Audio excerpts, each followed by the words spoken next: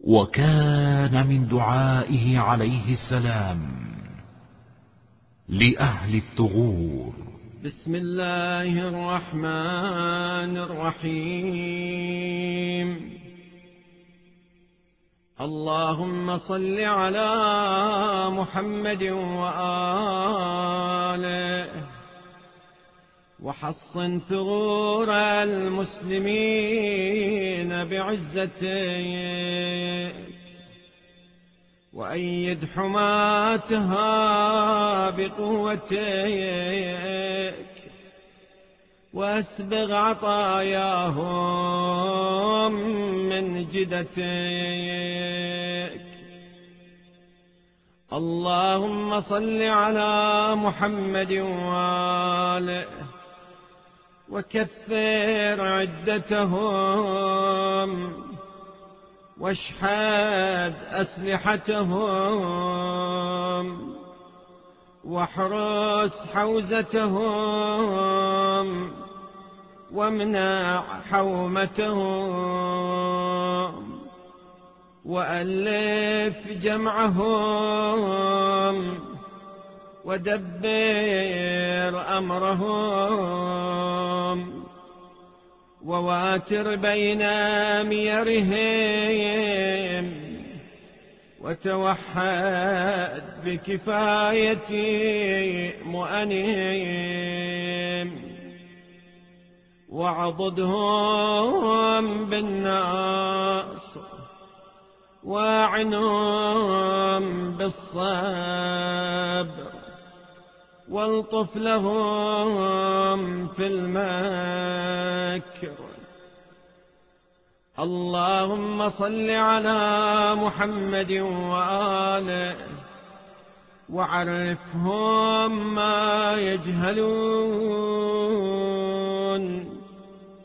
وعلمهم ما لا يعلمون، وبصرهم ما لا يبصرون. اللهم صل على محمد وآله وأنسهم عند لقائهم العدو ذكرى دنياهم الخداعة الغرور، وامح عن قلوبهم خطرات المال الفتون، واجعل الجنة نصب أعينهم، ولوح منها لأبصارهم ما عددت فيها من مساكن الخلد ومنازل الكرامة والحور الحسان والأنهار المضطردة بأنواع الأشربة والأشجار المتدلية بصنوف الثمار، حتى لا يهم أحد منهم بالإدبار، ولا يحدث نفسه عن قرنه بفرار. اللهم افلل بذلك عدوهم، وأقلم عنهم أظفارهم، وفرق بينهم وبين أسلحتهم، واخلع وثائق أفئدتهم، وباعد بينهم وبين أزودتهم، وحيرهم في سبلهم، وضللهم عن وجههم، واقطع عنهم المدد، وانقص منهم العدد، واملأ أفئدتهم الرعب، واقبض أيديهم عن البسط، واخزم ألسنتهم عن النطق، وشرد بهم من خلفهم، ونكل بهم من وراءهم، واقطع بخزيهم أطماع من بعدهم. اللهم عقم أرحام نسائهم، ويبس أصلاب رجالهم، واقطع نسل دوابهم وأنعامهم. لا تأذن لسمائهم في قطر، ولا لأرضهم في نبات. اللهم وقو بذلك محال أهل الإسلام، وحصن به ديارهم، وثمر به أموالهم، وفرغهم عن محاربتهم لعبادتك، وعن منابذتهم للخلوة بك، حتى لا يعبد في بقاع الأرض غيرك، ولا تعفر لأحد منهم جبهة دونك. اللهم اغز بكل ناحية من المسلمين على من بإزائهم من المشركين، وأمددهم بملائكة من عندك مردفين، حتى يكشفوهم إلى منقطع التراب قتلا في أرضك وأسرى، أو يقروا بأنك أنت الله الذي لا إله إلا أنت وحدك لا شريك لك. اللهم واعمم بذلك أعداءك في أقطار البلاد، من الهند والروم والترك والخزر والحبش والنوبة والزينج والسقالبة والديالمة وسائر الشرك الذين تخفى أسماؤهم وصفاتهم، وقد أحصيتهم بمعرفتك، وأشرفت عليهم بقدرتك. اللهم اشغل المشركين بالمشركين عن تناول أطراف المسلمين، وخذهم بالنقص عن تنقصهم، وثبطهم بالفرغة عن الاحتشاد عليهم. اللهم أخل قلوبهم من الأمناء، وأبدانهم من القوة، وأذهل قلوبهم عن الاحتيال، وأوهن أركانهم عن منازلة الرجال، وجبنهم عن مقارعة الأبطال، وابعث عليهم جندا من ملائكتك ببأس من بأسك، كفعلك يوم بدر تقطع به دابرهم، وتحصد به شوكتهم، وتفرق به عددهم. اللهم وامزج مياههم بالوباء، وأطعمتهم بالأدواء، وارم بلادهم بالخسوف، وألح عليها بالغدوف، وافرعها بالمحول،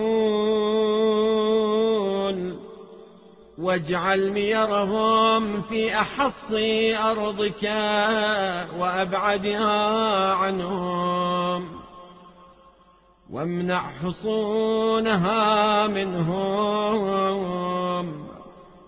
أصبهم بالجوع المقيم والسقم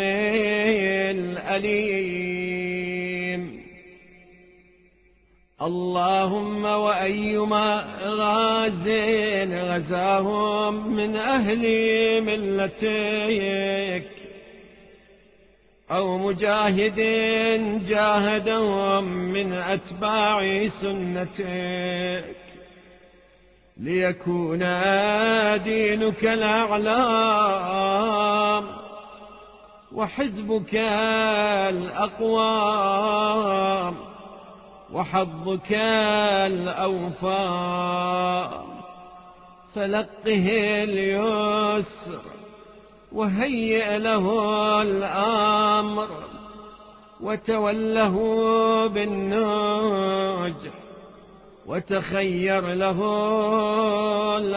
الأصحاب، واستغوي له الظهر، وأسبغ عليه في النفقة، ومتعه بالنشاط، واطف عنه حرارة الشوق، وأجره من غم الوحشة، وأنسه ذكرى الأهل والولد، وأثر له حسن النية، وتوله بالعافية، وأصحبه السلامة، وأعفه من الجبن، وألهمه الجرأة، وارزقه الشدة، وأيده بالنصرة، وعلمه السير والسنن، وسدده في الحكم، واعزل عنه الرياء، وخلصه من السمعة، واجعل فكره وذكره وضعنه وإقامته فيك ولك. فإذا صاف عدوك وعدوه فقللهم في عينه، وصغر شأنهم في قلبه، وأدله منهم ولا تدلهم منه. فإن ختمت له بالسعادة وقضيت له بالشهادة، فبعد أن يجتاح عدوك بالقتل، وبعد أن يجهد بهم الأسر، وبعد أن تأمن أطراف المسلمين، وبعد أن يولي عدوك مدبرين. اللهم وأيما مسلم خلف غازيا أو مرابطا في داره أو تعهد خالفي في غيبته أو أعانه بطائفة من ماله أو أمده بعتاد أو شحذه على جهاد أو أتبعه في وجهه دعوى أو رعى له من ورائه حرما فأجر له مثل أجره وزنا بوزن ومثلا بمثل وعوضه من فعله عوضا حاضرا يتعجل به نفع ما قدم وسرور ما أتى به إلى أن ينتهي به الوقت إلى ما أجريت له من فضلك وأعددت له من كرامتك. اللهم وأيما مسلم أهمه أمر الإسلام وأحزنه تحزب أهل الشرك عليهم فنوى غزوا أو هم بجهاد فقعد به ضعف أو أبطأت به فاقة أو أخره عنه حادث أو عرض له دون إرادته مانع فاكتب اسمه في العابدين وأوجب له ثواب المجاهدين واجعله في نظام الشهداء والصالحين. اللهم صل على محمد عبدك ورسولك وآل محمد صلاة عالية على الصلوات مشرفة فوق التحيات صلاة لا ينتهي مددها ولا ينقطع عددها كأتم ما مضى من صلواتك على أحد من أوليائك إنك المنان الحميد المبدئ المعيد الفعال لما تريد برحمتك يا أرحم الراحمين.